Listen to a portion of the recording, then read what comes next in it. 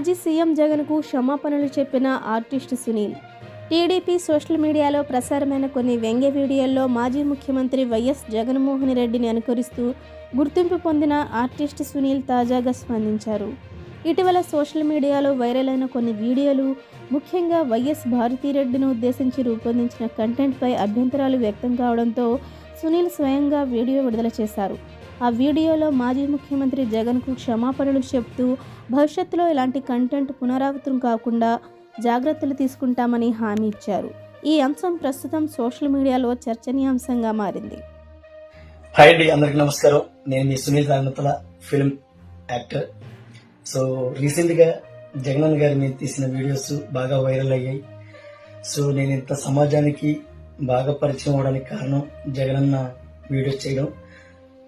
నేను జగనన్న స్కిట్లకి రైటర్ని కాదు, డైరెక్టర్ని కాదు.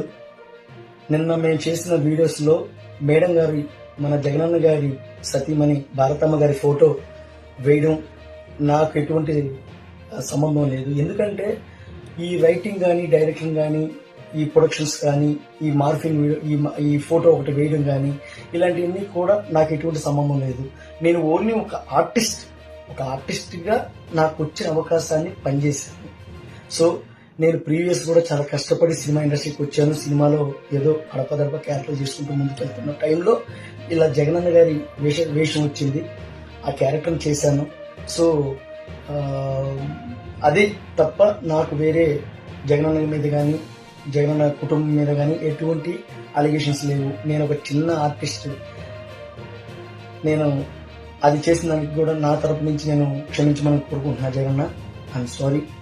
సో ఇంకోటి రిపీట్ కాకుండా చూసుకుంటాను ఇలాంటివి. Thank you very much. Thank you.